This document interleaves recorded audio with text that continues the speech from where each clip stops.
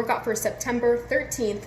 We're going to do our general warm-up and then go right into the durability activation, which is an EMOM every 45 seconds for 9 minutes. So it's basically 3 rounds of a good 30 seconds of work. You've got that 45 seconds to allow transition time. Okay, we're going to do parallel shrugs first. So on here, you can either have your feet down or feet up. If you are not used to doing parallel work, definitely we're going to keep the feet down. And I'm going to go for a depressed shoulder.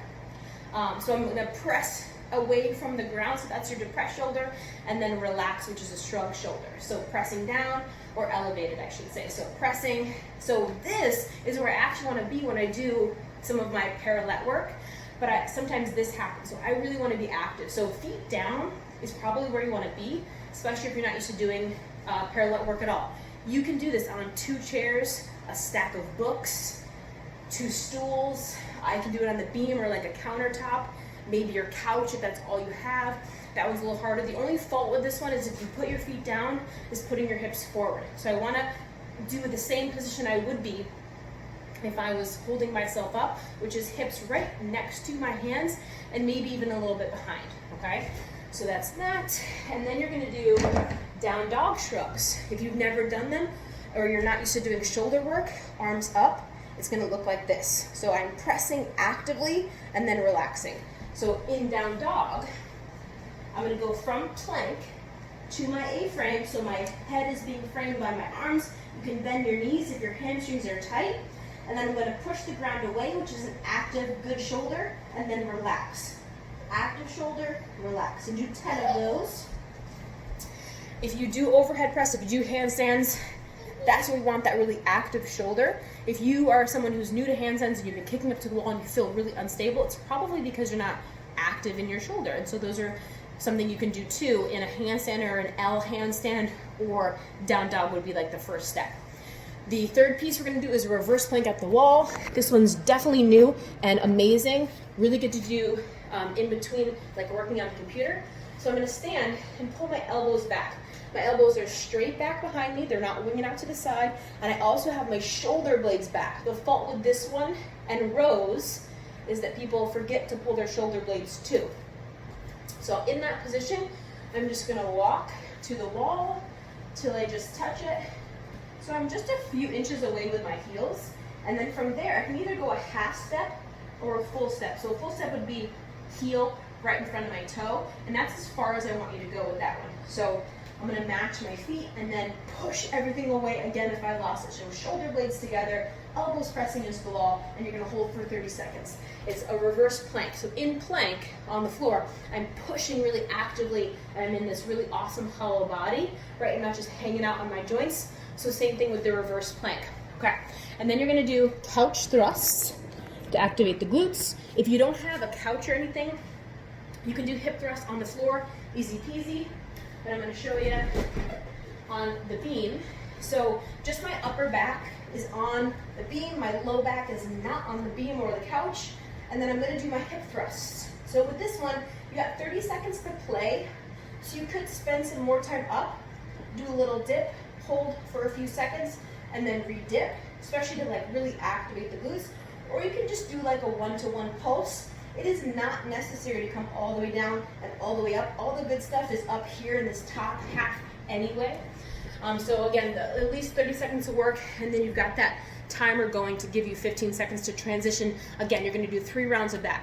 Then the actual workout, we're going to do 4 rounds of 1 minute of work. So we have handstand hops into a lunge. So this is very yoga inspired. So the handstand hops, they don't have to be all the way up. They might just be a little bit.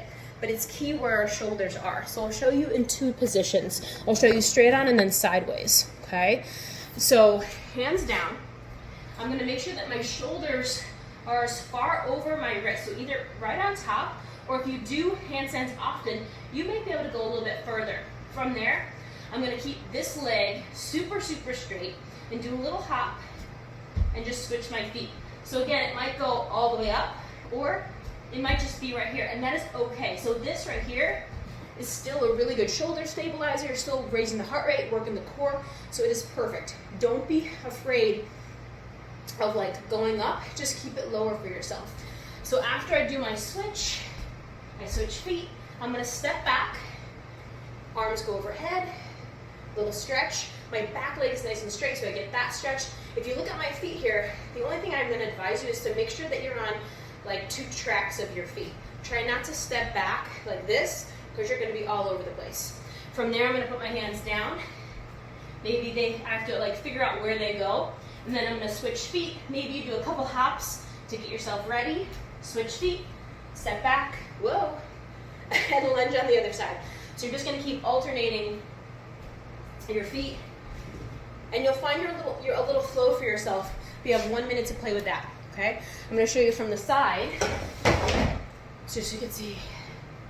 Okay, so again, maybe I practice a few hops, switch my feet, go into my lunge, my back leg, like I said, nice and straight, so it's more of a yoga lunge. Get a nice stretch. When you are warming up for this, before you start your timer, you can practice a few handstand hops. So maybe this is a new idea for you, going left and right. If you look, my back leg stays perfectly straight. This bottom leg bends to lift me up. The fault with this one would be starting from back here. So a lot of people try to jump up from back here and they end up going into like this big back bend, which is no way to get up. So a fault there would be making sure our shoulders are forward, all right? Again, with any workout, you should always practice the moves with your body weight, if they have weights, or break the movement down, practice before you start your timer. So with this one, practice some handstand hops, practice the movement like 10 times, and then practice each one 10 times before you start your timer. Okay, then we're gonna go for an eccentric pull-up with some pause play. So last Sunday, this is Sunday WOD, we did rows. Now we're gonna do pull-ups. So I'm gonna practice whether I have sheets, whether I have a bar, a tree that you're holding on to some way, or the sheet should work, or maybe you have some suspension straps. But I'm gonna start up here. So I'm gonna play with my position up here, holding, and then play with my eccentric, which means you can pause. You can go down slow and pause, right? Come up really quick, stay here for a little bit. Maybe you go halfway and back up. Maybe you struggle with this bottom position, so you're gonna go really slow right here and pause in those bottom positions where you have trouble getting your pull-up initiated, okay? Eccentric is when you're lowering down, so you're gonna go down really slow, pausing at the top or any way on the way down. You can come up quick, or again, using your feet to get yourself up, so that's the only thing you have to play with. When you do that, it's gonna make you more tired. For sure, you're gonna have to do a lot less reps. You only have 1 minute to play. You can hold yourself the whole time if you want to. You can just do eccentric the whole time, but it's your minute to play.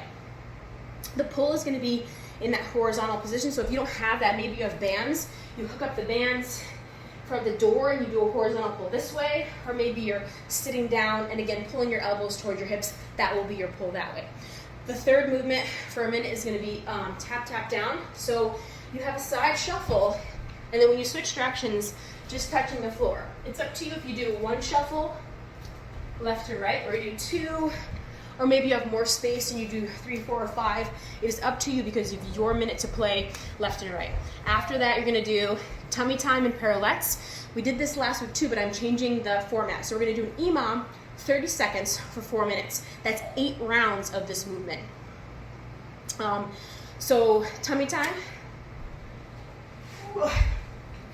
You're gonna do knees in, go into the left, go into the right. Again, if you have more space, you might be able to like move around on the floor. If you notice, to get up, I sometimes use my knees to get myself up, but what I'm not doing is just laying on the floor and rolling around. Any position I'm in, whether I'm on my belly or my back, I'm in this bowed position. So feet and hands are up, whether I'm on my belly or my back. So you're trying to roll from basically to tummy time. It's quite challenging. You don't have to be up really high, but I want to try to not use my hands or my feet to roll over. So you're going to do that for 30 seconds and then switch it right over to the parallettes. So we did it in the durability. You're just going to do a parallel hold you might only get like 20 seconds and then transitioning back to the tummy time. So it's up to you where you take away from that, but you have 30 seconds of work. That timer is going to beep every 30 seconds.